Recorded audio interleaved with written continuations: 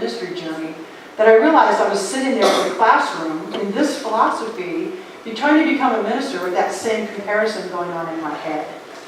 Not a very healthy environment, because what I either had to be better than somebody or I was less than somebody. Neither one are healthy, are they? Because what it says is that I didn't know I mattered. Because all I could see was, that person does that thing really good, and I don't. So I went through school like that, and even during this journey, that's probably one of the things that have kept my feet to the fire the most in doing this work called ministry. Standing here, being vulnerable every single week, is learning to drop the need to compare. Learning that I matter, and so I offered it, what you heard Sherry speak, is because it's been my journey as well. What I also know in this process is that getting it from other people is wonderful, but if we don't embody it for ourselves, it doesn't mean that much. One of my teachers, Reverend Peggy Bassett, I remember her in a talk one time saying, I can have 1,000 people sitting at my feet telling me how wonderful I am, but if I don't know it, it's like nothing. Now, it is wonderful to have those 1,000 people telling you. It is a wonderful thing, because if any of you resonate with this idea, what I'm saying, that you've put yourself down, it is wonderful to have the feedback. That's how we grow, or one of the ways that we grow.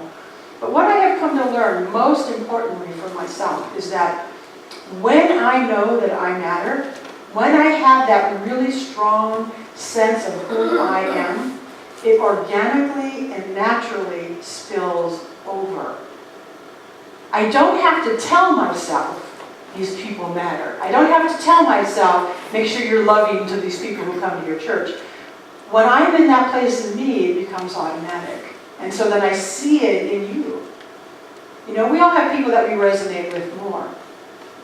But the journey to understand that you matter is never selfish. It is the most important thing you can do.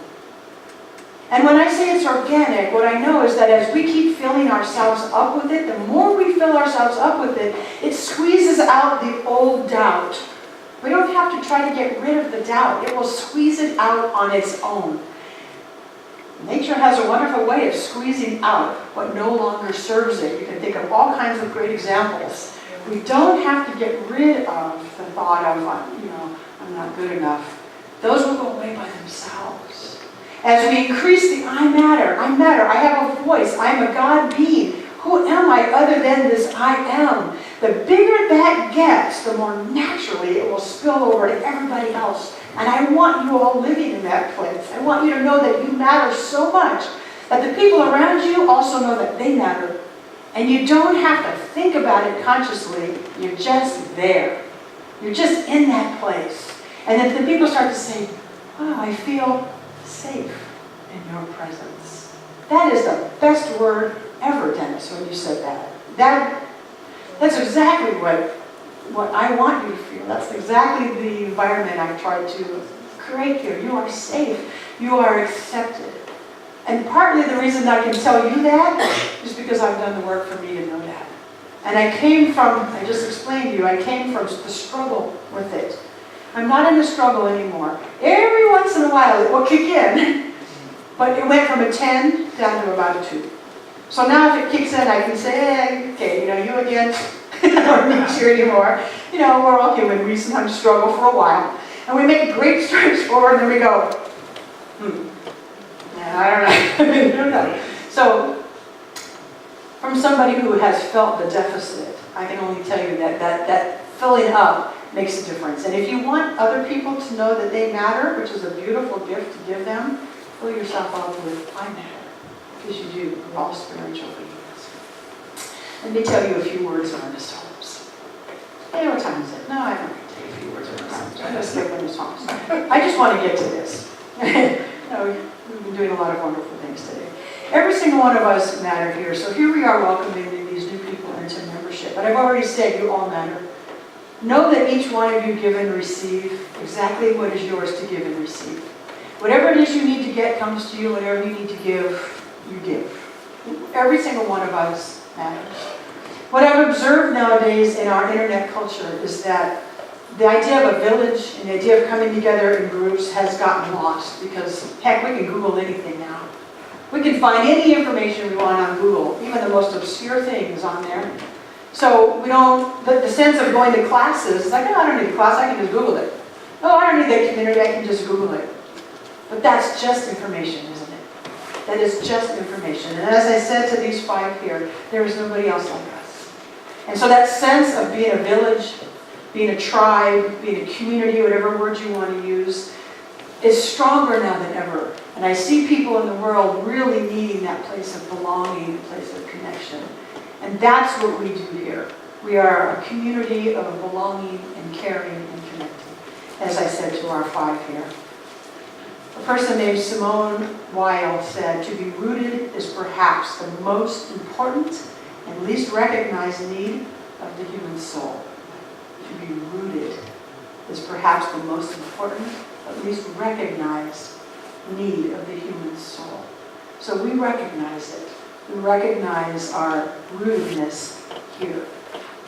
Now I do want to read you this prayer, and then we'll go into our other prayer immediately after. So if you'd like to close your eyes for it, and then I'll finish up with our traditional prayer as well. This is called an invocation of the greater good. We are all connected in this life. When my neighbors do well, it benefits me. When my neighbors suffer, it diminishes me. The invisible threads that connect us are strong. Bless us all with what we need to sustain us. All things that happen send out ripples, tiny waves of energy that change everything. Forces for good or ill are constantly swirling, moving us toward greater good or greater loss. All of us are touched by the ripples. May I be a positive force for the greater good, sending out beneficial ripples, ripple after ripple. Help me to move the world in a better direction, a fairer, kinder, more just, healing direction. May my life's actions build beacons of hope. We are all connected in this life, in our thoughts, our actions, our beliefs. There are always consequences, for good or for ill. May I cause ripples of goodness in the world. May we cause ripples of goodness in the world. Bless the threads that bind us all together. And in this place, we recognize together that common thread. We can call it God. That common energy, we can call it God. That common source, we can call it God. It really doesn't matter what we call it, because all the names are only pointing to that great I am. All the names and all the ways of approaching our spirituality are all just pointing to the one source. I know that one source is everywhere present, including each one of us.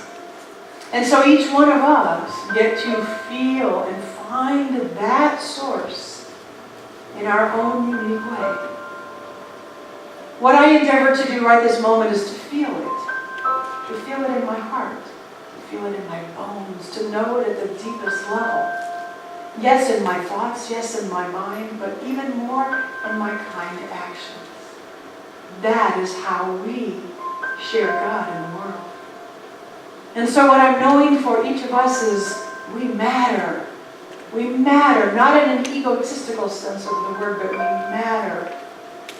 We matter for good. We matter for love.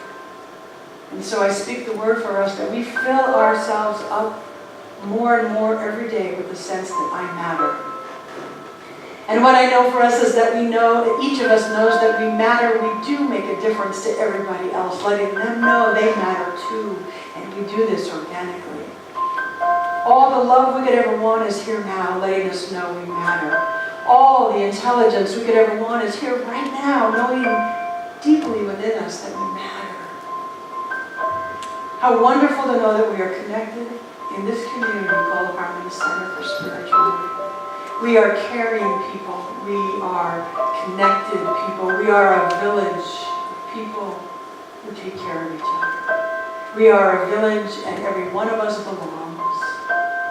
I'm grateful for our new members who have said, I call this my spiritual home.